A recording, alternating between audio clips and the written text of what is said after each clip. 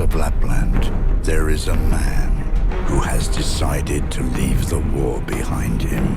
I don't think we should have a rating system that is measured in Nazi thumbs. Do you really believe that he's immortal? No, he just refuses to die.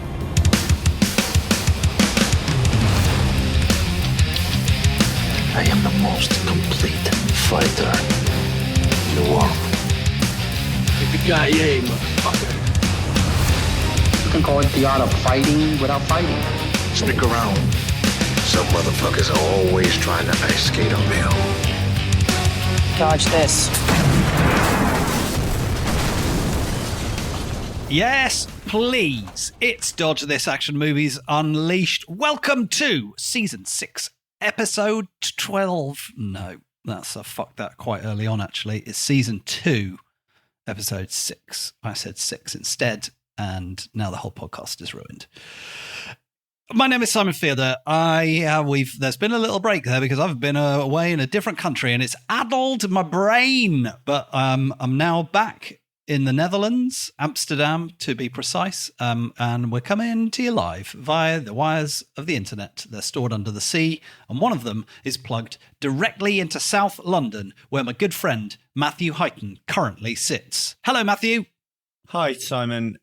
Yes, welcome to London. I am an ambassador for its culture. So, just nice to be here, nice to be international, chatting to my pal, ready to talk some gore. Now, if I'm not mistaken, you're actually sat inside a red telephone box right now. Is that correct? Yeah, there's a guy in a bowler hat to my right making what looks like a business call. Yeah. And outside, a little urchin is shining a man's shoes, whilst a woman is spontaneously about to sing a song about the pigeons. Well, that's lovely. How's your chimney? Does it need cleaning, would you say? You know what? They've been really on it this year, so we're getting it cleaned 2-3 times a week at the moment. They've just got a great union, haven't they? That's what's happened there, the sweeps. Have a great reunion. They're doing great. Yes, the dancing on your roof can be a bit distracting when you little annoying, home. Yeah. But you know what? It's all part of the charm of the big city. That's London for you. If I know anything about London, that is all of the things. Can you see Big Ben from where you're sat? I can see Big Ben. What is the time in London currently? The time in London is currently 9:28. In the morning. In the morning. I don't mind telling you, listener, I think this might be the earliest podcast that we've ever recorded. Yes, we both look great, but with a little bit of, our eyes aren't quite hydrated yet. I can't argue with that. That is fair. I've got the added benefit of a 1 hour bonus being in Amsterdam, so it's 10:28 here. But I think it's safe to say we're both more sort of evening people, aren't we? So this isn't anything to do with action films, Simon. You're absolutely right. Let's bloody get into it. We've had a little while since last we spake. Matthew, have you seen anything that you would like to share with the class? I've been very busy actually watching stuff. I guess the big for the podcast things that I've watched is obviously Guardians of the Galaxy 3, which was incredible. I think they have made one of the all-time best trilogies. I think it's going to be up there. I think it's up there. I think because we don't get that anymore. And again, like stuff that we're attached to, like Indiana Jones trilogy, Star Wars trilogy, I think it's of the same ilk. The fact that it's tied to the MCU obviously makes it a bit of a different kettle of fish. But honestly, it's such a good entry. I'm going to try and go and watch it again, I think, because there's so much I want to rewatch. You like it, I think, just because the action is done very well in it. Yeah, I mean, I've heard nothing but good things, but full disclosure, I haven't seen Guardians of the Galaxy 2 yet. 2 is good. It isn't 1 and it isn't 3. It's definitely the... That's what they're saying. It's the Temple of Doom of the trilogy. But okay. How good is Temple of Doom still? You still enjoy Temple of Doom. Notice how I have discontinued 2 films, one which is out next week, is it? The new indie and Crystal Skull. Which we should watch. I'm hearing very mixed things. Yeah. And then the other thing is I am 3 Fast and the Furious movies into my rewatch, which got put on hold because I was away for 2 weeks. So yeah, Tokyo Drift. Yes. Not as bad as I remembered. I think Tokyo Drift is actually the one that I haven't seen. It's basically a high school movie with drifting. Do you know what I learned from that film, Simon? What's that? There's no problem, big or small, that can't be settled with a bit of drifting. That's absolutely fair. I love a bit of drifting. It's sort of, if you love skidding in your socks, yeah, it's that in a car, really. Yeah. Isn't it? If you want to ruin your tyres and your handbrake. Oh, boy. During the last few weeks, listener, I have been away in the big city of Mumbai, India. And during that time, I watched Fast and Furious 9 because X was about to drop. And then having watched 9 and being like, yeah, I mean, this is a different movie now, isn't it, to what it was even 4 films ago. I would say I was just like, I don't know if I'm that bothered about watching Fast X, because it's going to be more of this. And this, while entertaining in a way, isn't quite doing it for me. It's so weird. I mean, I guess that's the thing with franchise, isn't it? When you are, it's done a Freddy in space, hasn't it? Essentially, yeah. Freddy. It's turned into basically like the Fast and Furious cinematic universe. It's sort of turned into like a comic book now. Yeah. It's so absurd, and I guess it knows that, and everyone watching it knows that. But somewhere in me, there's just like Fast 5 being a marginally realistic, enjoyable. Everyone says that's the best movie. One. I think it is. I think it just yet, peaked. So. It just peaked at 5, and it's sort of been diminishing returns ever since. It is incredible because, like, the first one I love because a Point Break remake. I think I've said that before. That's all it is. It's Point Break on wheels. Interesting. Yeah, it is. It's an undercover cop gets ingrained in a subculture. Yeah. Becomes so ingrained, falls in love, and befriends someone, and ultimately thinks that's more important than their job. It's Point Break. Yeah, okay. Except they're stealing and robbing banks, and Fast and Furious, as I love to remind people, is stealing DVD players. It's great.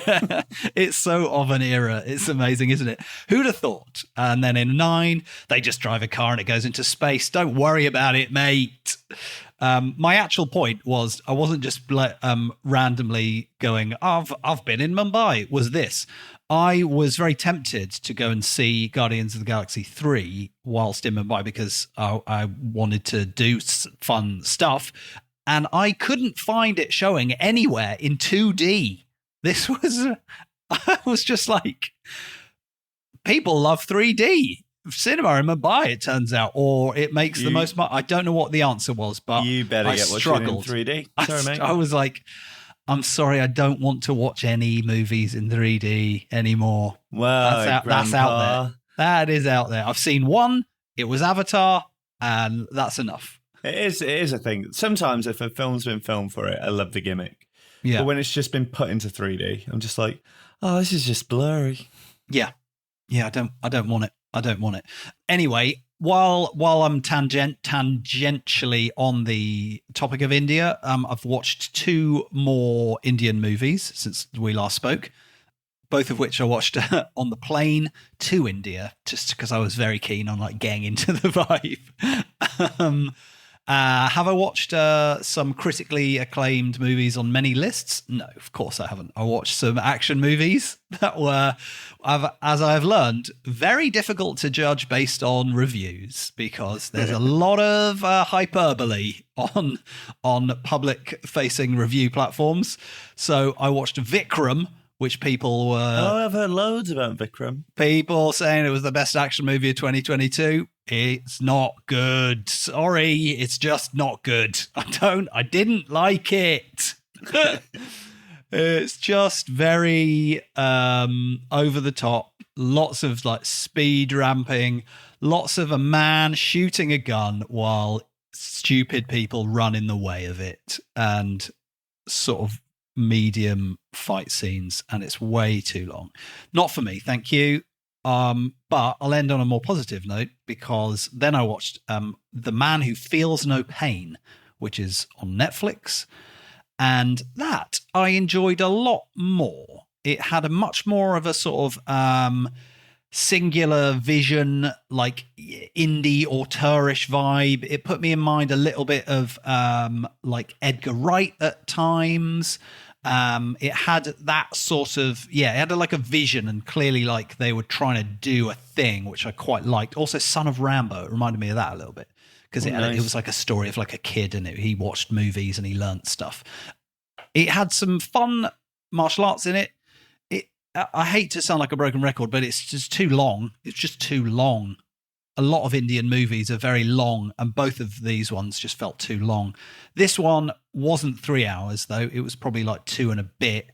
Could have been your solid 100 minutes, but much more enjoyable, and I would recommend that. Okay, I'll give that a little pencil. Yeah, don't That's know nice. what the Indian title is, but it's The Man Who Feels No Pain. Also, on your recommend, last night I watched Zombieland 2. It's all right, isn't it? It's all right, isn't it? Yeah. It's fun. It reminded me how much I enjoyed the first Zombieland, I suppose, because it sort of, what would you call it? Like meta filmmaking in a way. It's like, there's like a knowing voiceover narration. There's like on-screen graphics. It's like if YouTube was a feature film. Well, have you watched just on that exact sentence? Because one of my favourite things about Zombieland 2 is the dynamic titling. They love it. Some really great dynamic titles. Fair Have play. you watched the Mitchells versus the Machines? No. What is that? It's incredible. It's an animated film from 2-3 years ago. Yeah. It got loads of awards. It's basically it's the perfect family film, I think, because it balances a load of old references for obviously parents, but it is the most like geared to look like a kid could have done a load of YouTube conventions and then made unbelievably cinematic.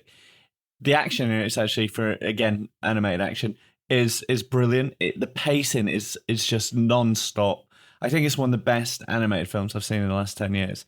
I absolutely love it. I've never even heard of it. It's called The Mitchells. The Mitchells versus the Machines. Versus it's so the Machines. good. Okay.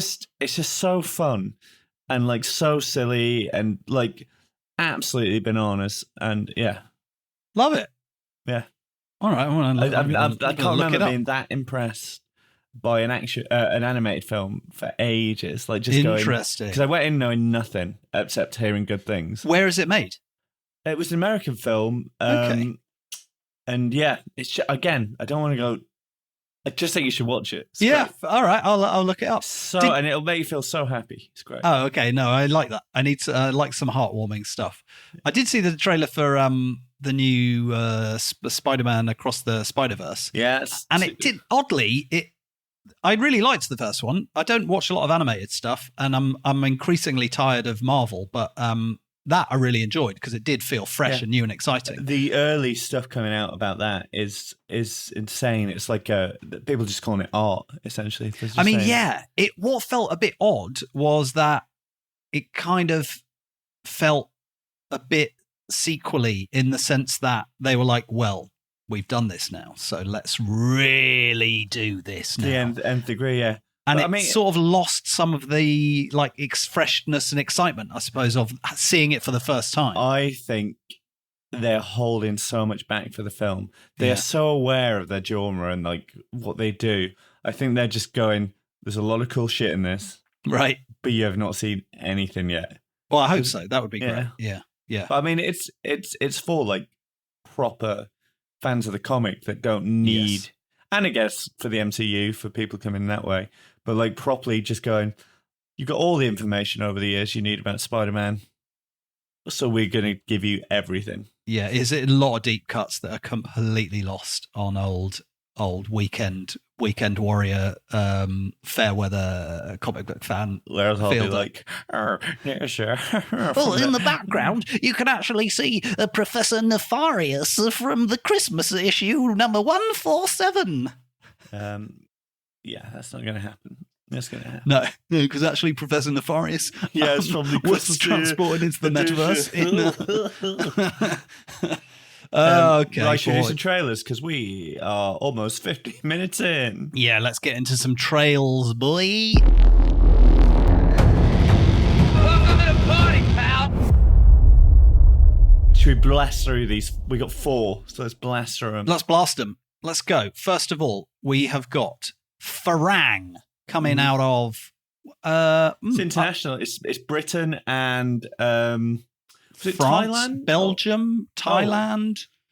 Well, the director, Xavier Gens, I want to say is... Yeah, you really made that awful. Thank you. Could be. I don't know. Oh God, I don't know where he's from. Is he French? Is he Belgian? Those are my 2 guesses. That's what I'm going in with. He's directed some episodes of Gangs of London, though. Yeah. And this seems like an absolutely textbook, solid meat and 2 veg action revenge bugger. Yeah. I mean, it looks textbook. In the family are being collateral for guys' actions, which essentially are through no fault of his own. And so the only way he can get back is by getting even.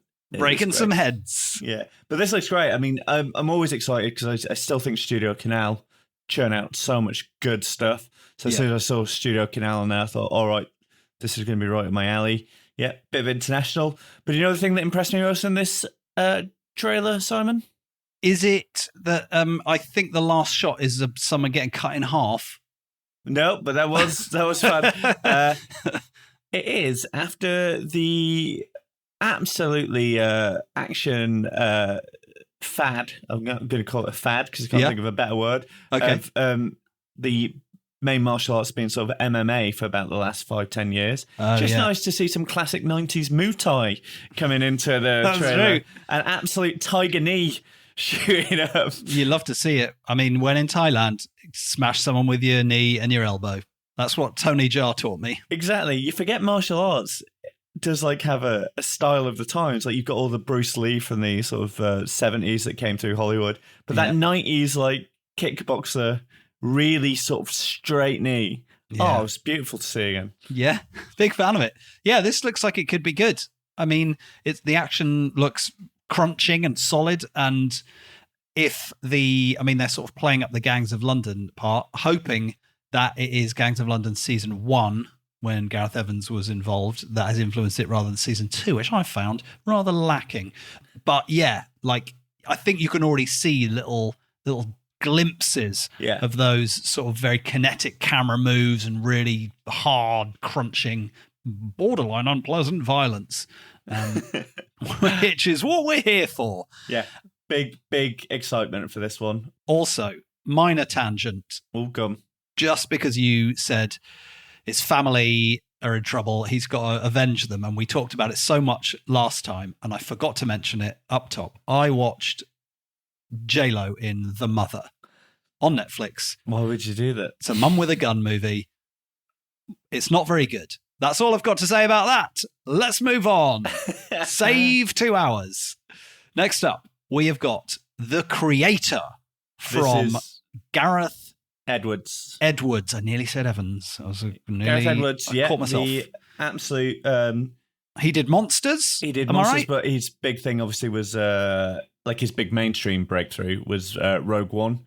So big Gareth Edwards fan. So I am very excited about this. I am worried that they seem to have given the entire film away in the trailer. A lot is going on. And also I had to sort of check myself and be like, is this an action film or is it more of a sci-fi thriller? Well, this is the thing. I'm hoping, again, so it looks like a Blomkamp film. They've got that very sort of Blomkamp look to it. Yes. But again, both guys come from VFX backgrounds. I love Gareth Edwards. I think he's just an incredible filmmaker. So I'm so excited to see what this is. It's got a little bit of District 9. It's got a little bit of sort of Terminator, a bit AI, of iRobot. All the stuff. Yeah. And so, it's got the word AI said out loud, which everything in the media has to have this year. We're going to be hearing a lot of AI in films the next 2 years. But yeah, not much to say about this. It looks beautiful.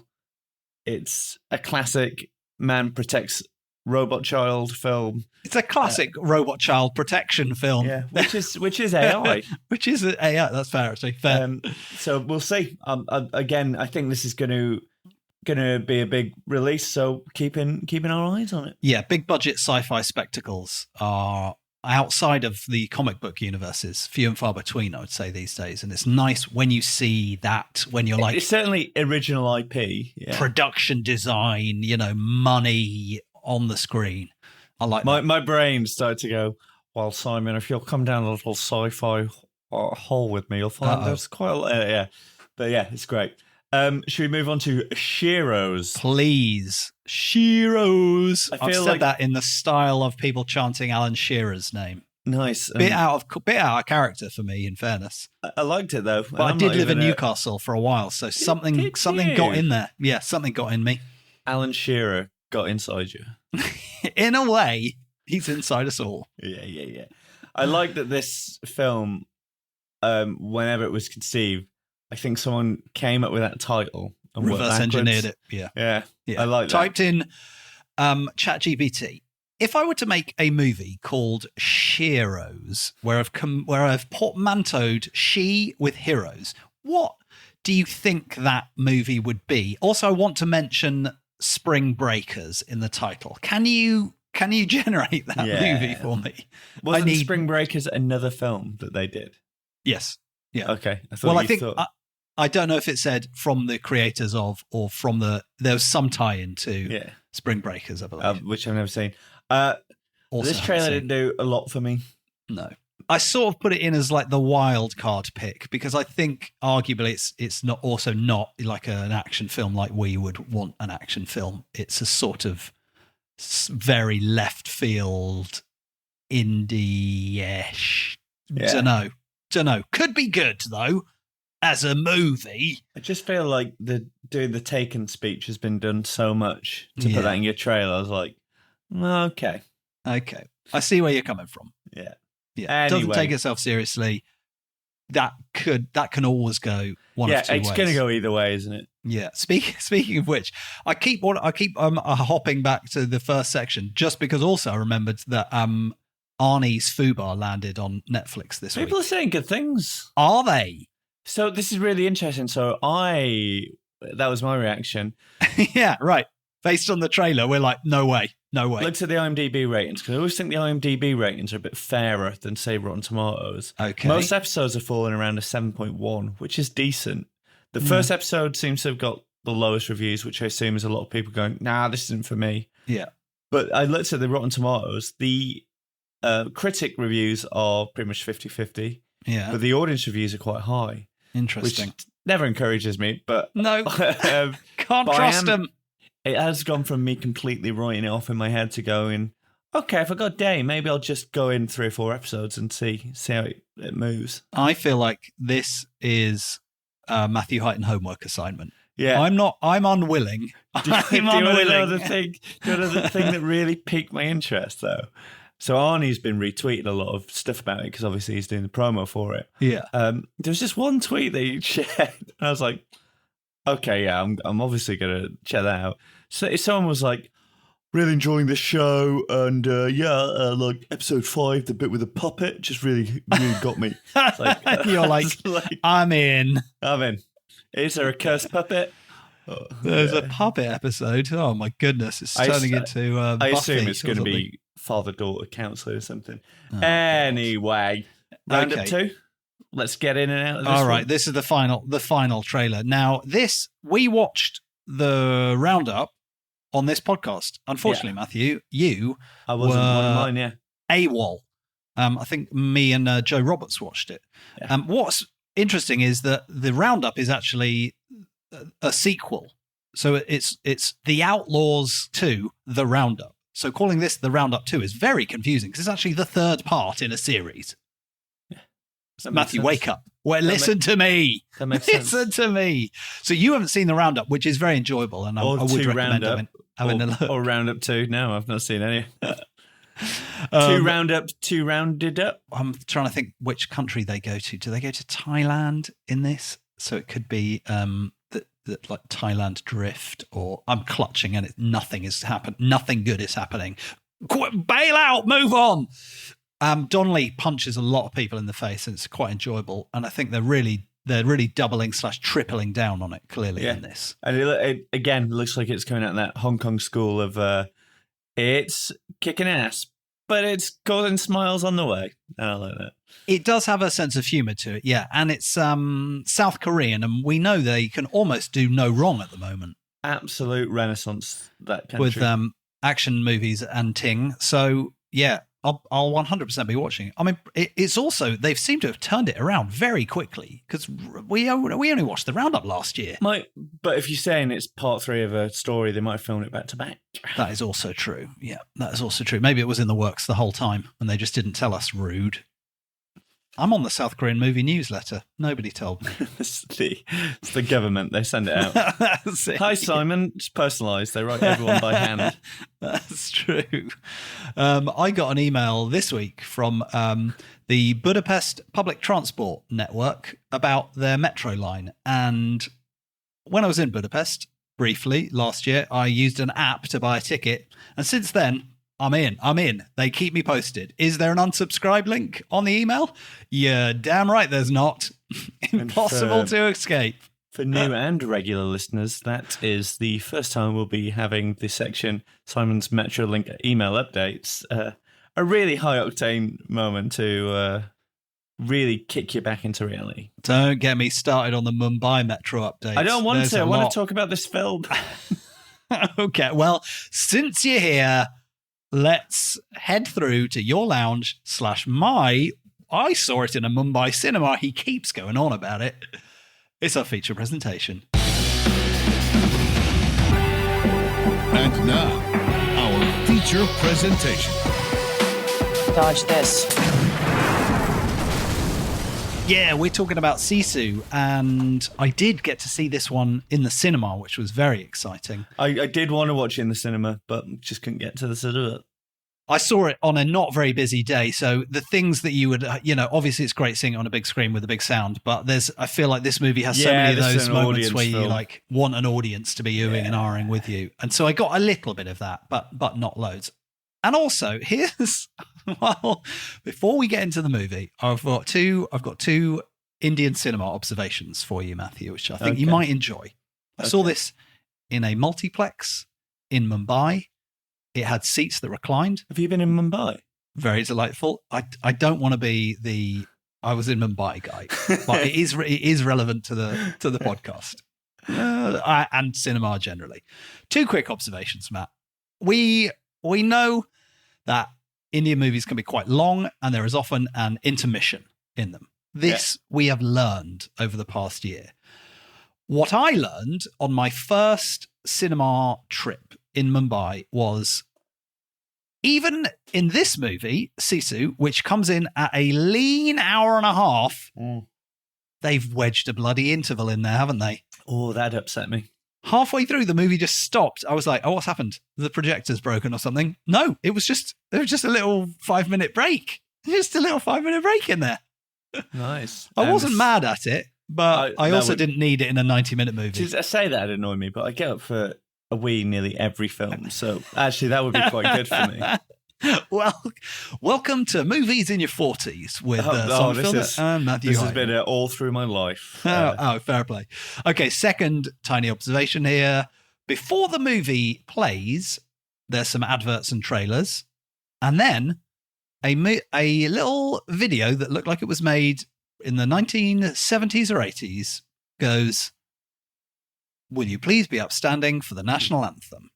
What? And then there's a video of a flag and the national anthem plays. And then I had like a look on my face that was like, I don't know what's happening. And then I looked around and everyone stood up. So I stood up. I had to stand up. I just stood up.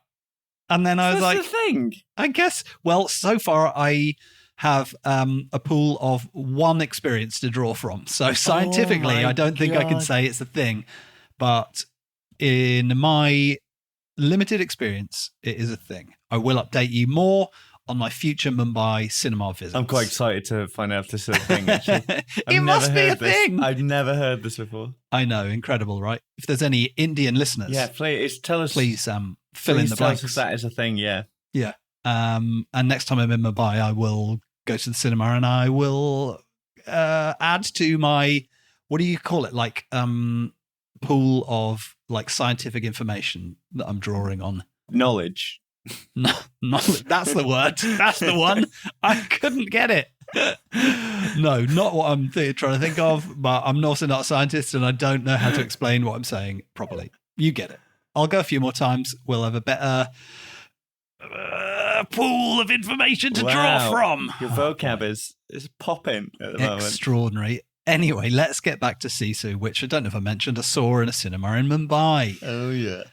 Also, I was like, I better find a screening that has English subtitles. Turns out didn't really need them. This movie is very internationally focused. Yeah, right? if you were one of those people for some reason who doesn't like reading your films, you don't have to. If you're an English speaker, you're covered. Yeah, there's 99% of the dialogue is in English. B, there ain't much dialogue coming through, if we're being honest. And they are all Cockneys, just in case you heard. It's a Finnish film, but everyone in it is, for some reason, a Cockney. Yeah. All right, let's rewind. It's been a minute. I want to hear the Matthew Heighton film sum up. .com. This is an easy one. There's got to be a short this one, surely. A old Finnish prospector is mining gold with his dog in the middle of nowhere at the very end of World War II. We are in the final days of the war. He, after what looks like a struggle, given the amount of holes he's dug in the ground, finally strikes gold. And it's not just a bit, it's a shit ton. It's a rich seam. Now that is quite exciting, but the problem is he's got a long horse ride to the city where he can exchange that for dollar bills or whatever the Finnish use and get it in the bank. Easy enough if you don't run into a troop of bloody Nazis, mate. Oh, no. And I didn't know this so much this film, but it turns out Nazis, pretty bad people. What? Yeah, you know. So the Nazis, they want to get themselves that gold. They love gold. Because they're coming out of the war. They think it'll mean they can become naughty men after the war. Escape justice. So normally that would be an easy kill this old man and take the gold. Unfortunately, this bloody guy is an ex-military person who has been given the Finnish word SISU, which, if I recall, means refuses to die. And that is the momentum of the film. It is beautiful. It happens really fast once the action gets going. There's a beautiful slow burn, so you really sort of get to sort of familiarize yourself with this guy's life and stuff. No dialogue for absolutely ages. It's all beautifully shot, beautifully visual. And then he meets these Nazis who are also keeping a bloody carriage of women, Simon. Oh, by the way. Just gets going. Just gets going. I love this. I love this film. It was great. I did think this would be Matt Heighton's special. I don't know how I would, if someone was like, what do you mean when you say that? It's a very... It isn't, yeah. It's just a sort of je ne sais quoi of like, a Simon Fielder special would probably just be, you know, like Donnie Yen in a modern day police thriller with really great fight scenes. Yeah. And that's fine. That's great. Whereas a Matthew Heighton special has a little something, like a little sprinkling of like humor, or it's quirky, it's a bit left field, bit offbeat, maybe. That's how Offbeat's good, yeah. It's a little larger than life. It's not just going to be a gritty, oh, this is grim. There's a bit of like, this isn't real, but you tune in, mate.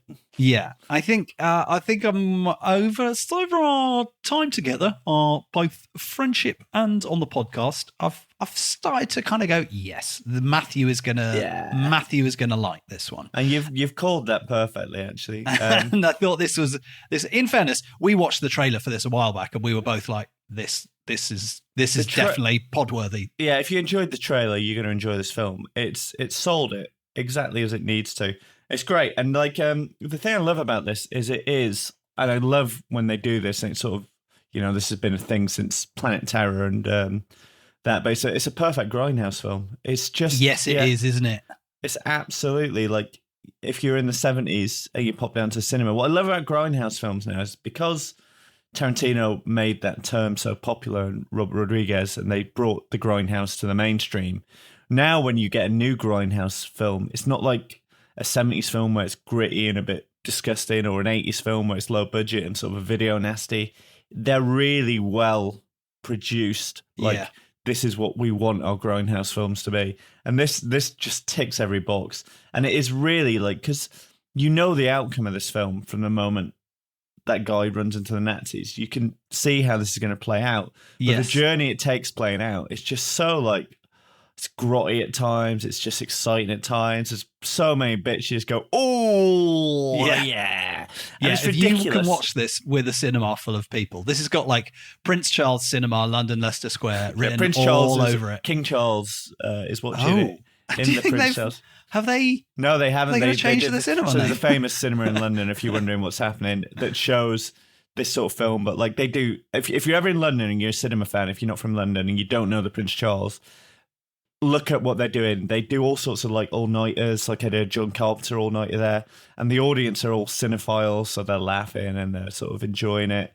But yeah, it's the sort of film you could imagine King Charles watching the Prince Charles with an audience full of people. Charles goes to the cinema with his Charles name on it. Loves a grindhouse film. The artist formerly known as Prince Charles. Yeah, nice. There it is. Was really pleased with myself. That is good. That is good. That is good. Yeah, I think it's one of those, isn't it? And I do, as you were saying that, like the grindhouse nature of it, like you sort of, you can imagine like the sound of the projector whirring and like the voiceover of the trailer, you know, being like, one man, all he wanted was to get his gold, but the Nazis were in his way, like whatever. It so is that. It knows what it is, and it just sort of delivers exactly what you expect. And I mean that in a good way. It's just great. It's like someone said, imagine you found a load of gold and needed to take it to the bank. What's the worst thing we could put in the middle of that journey? What is the answer to what is the worst thing is usually always, just Nazis. Yeah. Just not put Nazis in the way. But there is a thing, like I think about this a lot because obviously, like historically and culturally, we have not just made the Nazis, like it's become the go-to, like you can do anything to a Nazi in a film and not feel any empathy because they're the Nazis. Right. So it's that sort of thing. Like if you did this in a modern day, you went, and some awful soldiers, you'd have to really build up the soldiers to show that they're awful. Yeah. Whereas with these guys, you already go, the Nazis from day one. Based on what he's wearing, I'm happy for him to be dismembered. Yeah. Also, there's a thing about Nazis, but they're also dirty, so they're grotty Nazis. Right. And, and they're on the way back, so they've like somehow survived, and they've probably done all kinds of bad shit. There's also like an army truck full of kidnapped Finnish women. Yeah. One of them is very grubby, doing some bad stuff. He's the second in command lad, sniper, grubby man. He needs a comeuppance. He gets it. He really gets it, doesn't he? So yeah, there is a truck full of women that they're obviously just carting around for horrible reasons. But they have kind of a subplot running through this, which has a good payoff. But I'm calling this now. There'll be a SISU spin-off sequel or spin-off, and that group of women will be a squad. Yeah. 100%. I'm here for it. I'm here for it. Yeah, they don't get a lot of screen time, but the sort of denouement payoff for them is exactly what you want and works great. What was that term you just used? Denouement. I've never heard this term. You've never heard the word denouement? And I've done A-level film.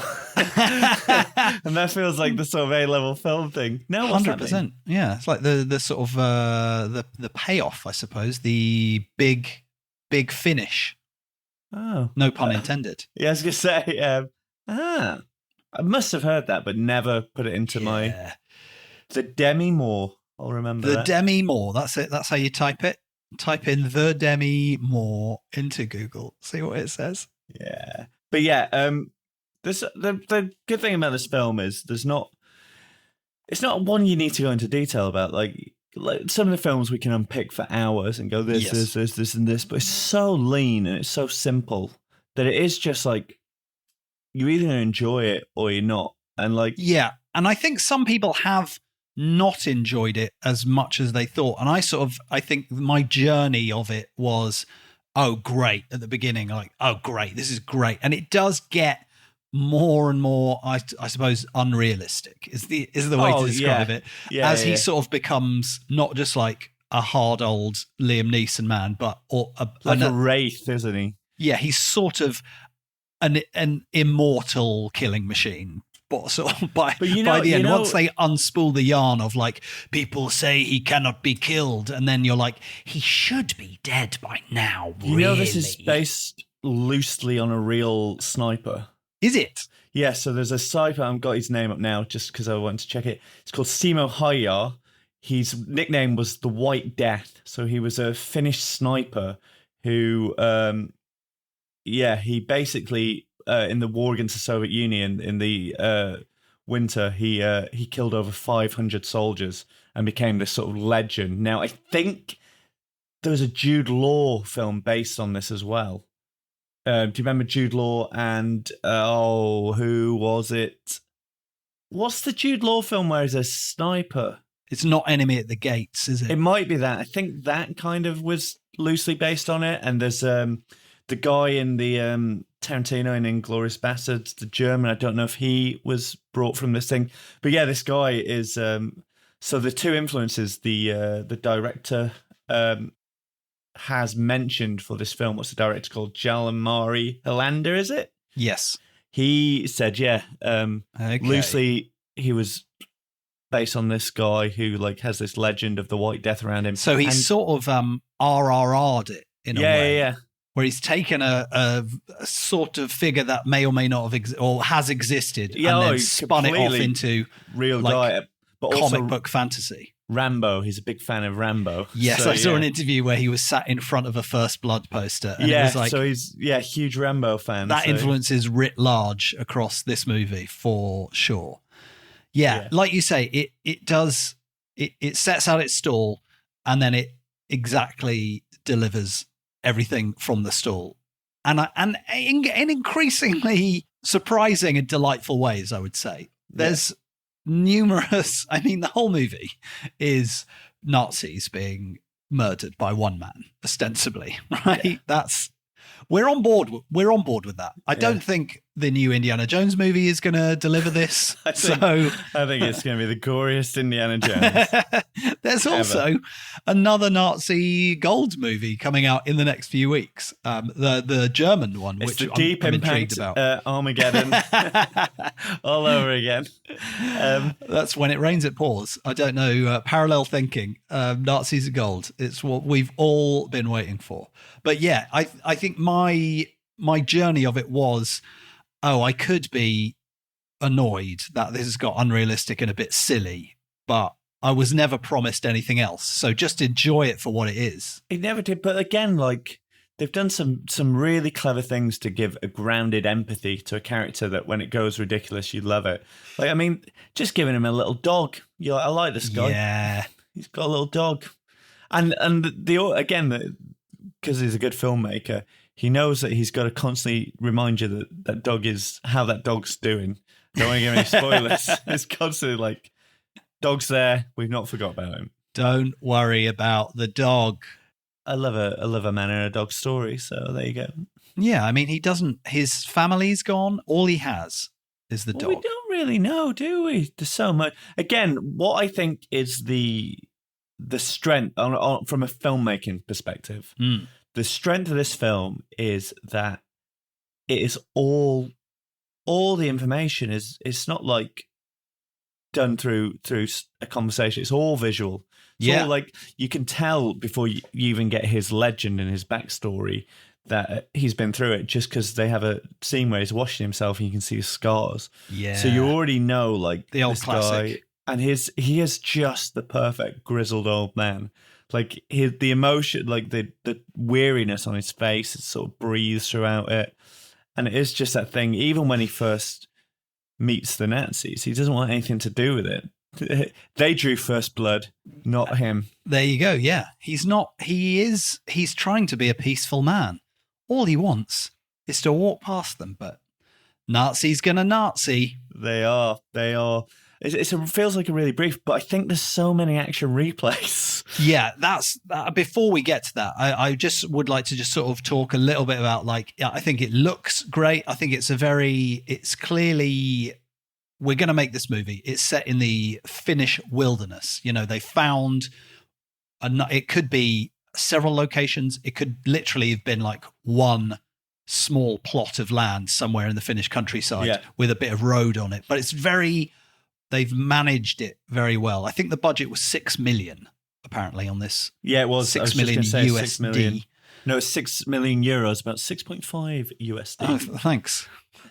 Thanks for the correction. I mean, you dismiss that, but if you're making a film and someone went, here's an extra 500,000. No, fair, actually. Yeah. You could probably do a few extra bits with that, couldn't you? We could.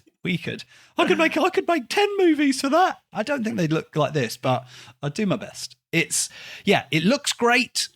It's very measured. It does everything it can with the quote unquote limited budget. It doesn't feel cheap. What it does feel like, and I think this goes to your sort of grindhouse point, is it feels like a really, and I mean this in the nicest possible way, but like a really good DTV movie. Yeah. From a time when DTV movies weren't made for 500,000, but could be made for 6 million and not necessarily get a cinema release. You could still make the money. So I say that from a loving place, where what I'm saying is it's a simple, well-executed concept made with, you know, a sort of indie movie approach.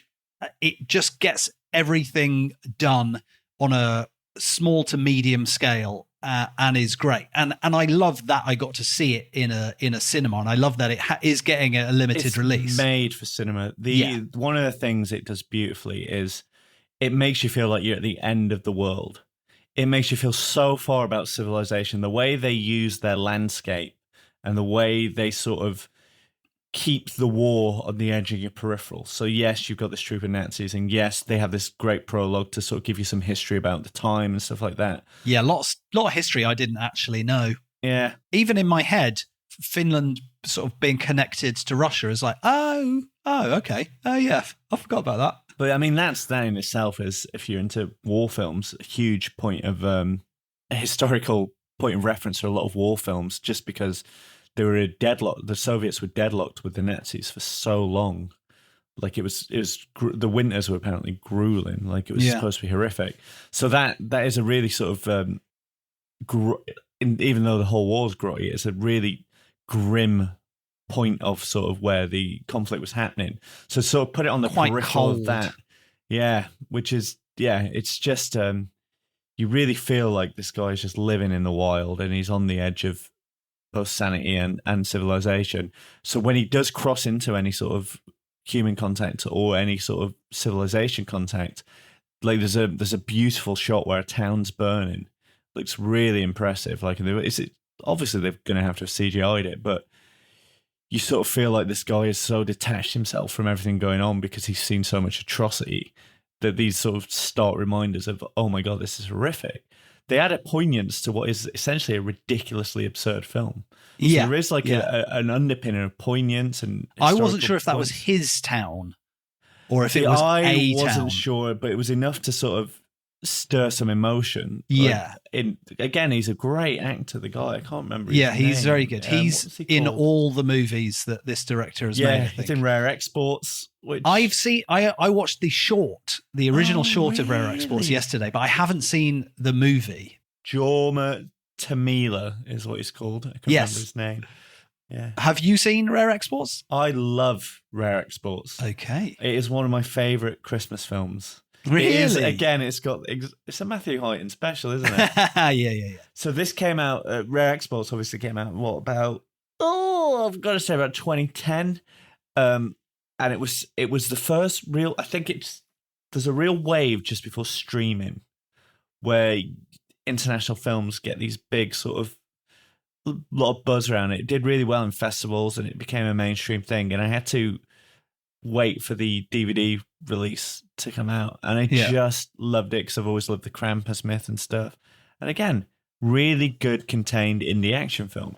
Like this guy, he just knows. He knows what to do with the money he has. Because he's always story focused, and it's always, again, in that sort of Tarantino, and I use Tarantino as a reference point all the time, but that Tarantino Rodriguez way of, he clearly knows the films he loved as a kid, and he wants to make them bigger and better. And I think, like, I wouldn't be surprised after Sisu if this opens him up to, like, in the same way, you know, Monsters opened up Gareth Edwards to Rogue One. I wouldn't be surprised. He made the movie Big Game with Samuel L. Jackson. No, actually. I sort of wrote it off as one of those Luc Besson's production company movies that they kind of churn out, those like European action movies, some of which are like The Transporter and quite good, and then some of which are like From Paris with Love with John Travolta and a not so good. So I didn't really give it the time of day, but having seen this, I'm tempted to kind of go back and check if it's any good. Yeah, I'm tempted as well. I remember when did it come out? It's about 10 years ago, isn't it? It feels like it could be that long. Part of me is like, no, 5 years, but it definitely wasn't. It was definitely like 10 years. It just, I think, like, I wouldn't be surprised if there's a film touted, like, even in like it's Star Wars or an MCU, and you suddenly see his name popping up. Yeah, because I think that's sort of the path, isn't it? Now of like, okay, this looks like someone who's technically a safe pair of hands. They're under the guidance of whoever, you know, is the what do you call them? The big boss, the showrunner of the MCU, the final boss of the MCU, the DCU, Kevin Feige, or James Gunn, I suppose, on the other side of the fence. And then maybe one of those Star Wars spin-offs, or one of the it's the sort of film filmmakers will probably love, in the same way they love things like The Evil Dead when it came out and stuff. I think it's such in the worst point of humanity way, such a joyous, like, fun film. It is fun in a way, but it's not the sort of fun that if you don't it's not jingle blood all the way and guts. It's not jingle. It's not even Violent Night. It's a little bit more grisly. Isn't it's a grizzly. But again, something that I meant to pick up on early as well is, and something you sort of pointed out, is it's so well done. Like, a lot of these films we get coming through, especially at the lower end, they don't have the money to finish them because they sound 6 million. The effects are so embedded in. Like, there's such a combination of physical lighting, physical smoke, and stuff like that, mixed with some CGI, and it's just like it's seamless. It's incredible. Yeah, I think it is. That's the sort of budget where you're like, okay, we can afford good CG. I mean, I suppose it depends what you spend the rest of the money on, but I think, you know, when you're working at like $1 million, sub $1 million, around there, it's like, well, we kind of need as much money as we can to film everything, so the CG's got like, well, that'll have to do. Whereas this is just sort of the sweet spot of, we've got enough to deliver the physical stuff, make the movie look great, and also we've got enough in the budget for the few CG shots to not look janky, which is pleasing, especially since there is a plane and things on fire and underwater. I don't know. I don't think underwater is CG, but it's not Avatar. we'll get to this in the action replay because. That was my one. You can have that one because I have loads. Yeah. Should we do that now? Just all right with some action replays? Let's head into some action replays.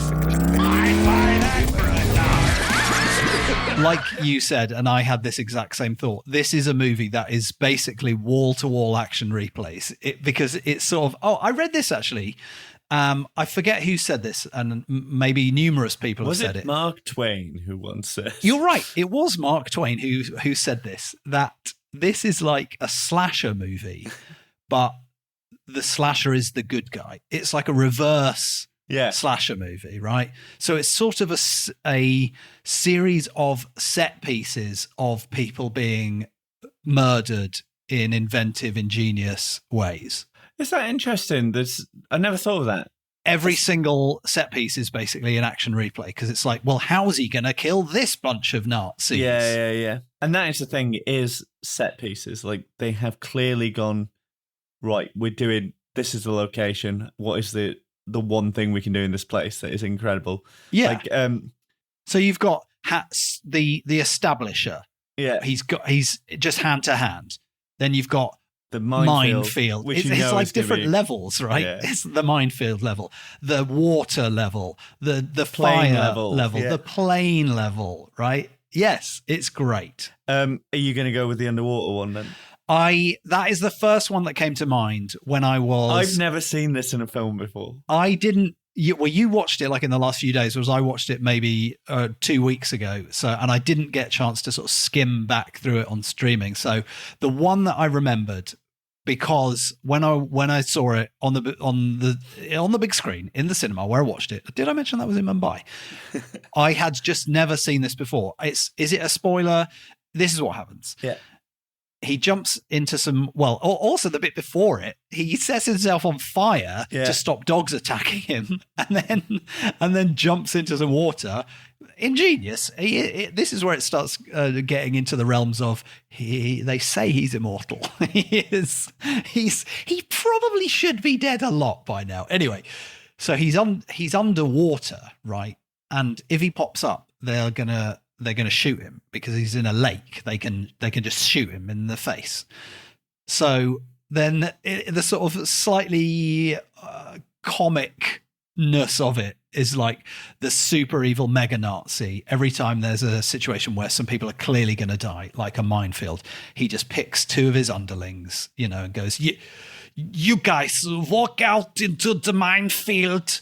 And similarly, he goes, you go in the boat and you get him even though he has killed a number of us. So great, a couple Nazi, of Nazis. Really, hello, you're a Nazi. That's where I get all my accent work is based on. hello. All European accents. Nazis jump in the water, right? He murders them in the water, right? My action replay is this because I've never seen it in a movie, and I suspect if I'm actually a scientist were to evaluate this, I'm not sure it would hold up. Everyone listening to this podcast now is like, just give us your action replay. Get to it, mate. Come on. Right, he's underwater. He can't breathe. He can't stick his head up. How's he going to survive? He can't get one of those little reeds and stick it out like Arnie does in Predator. So he cuts a Nazi's throat, and then he puts his mouth on the cut open throat and like breathes the quote unquote air out of the dead Nazi's lungs. It's incredible.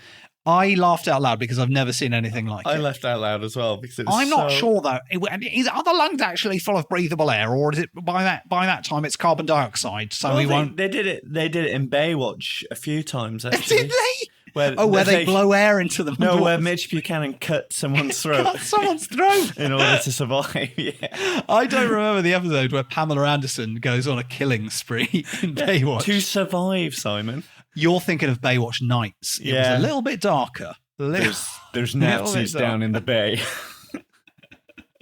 Slow motion Nazis being chased across the beaches. Yeah. So incredible episode. My action replay was that because I wish there'd been 100 people in the cinema so we could all have made the same reaction that I did.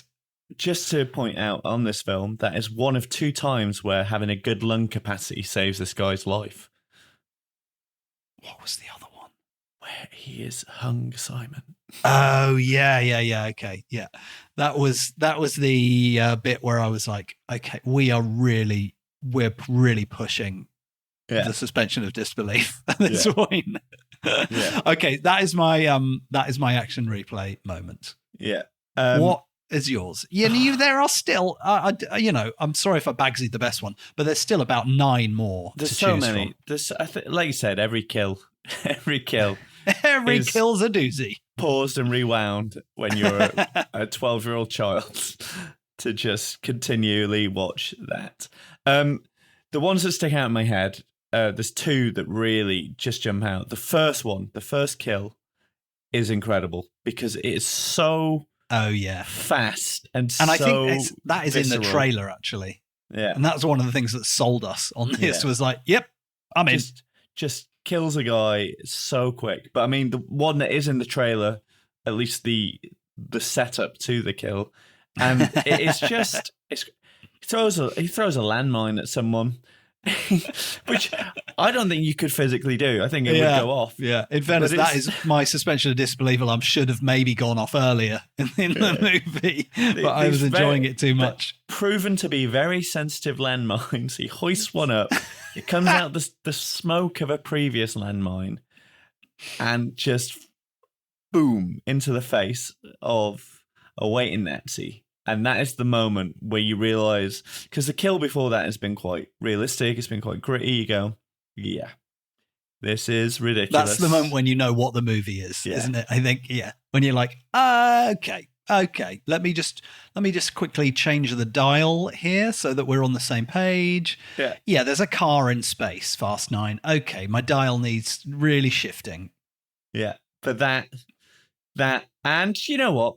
Just for a bit of, it's not all grizz and grime. Just seeing a dog in a sidecar, it's never gonna not be fun. That's allowed to be an action replay in a way, isn't it? Just a sort of heartwarming action replay. Maybe we should have a different term and jingle for nice action replays. Heartwarming moment of the film. There you go.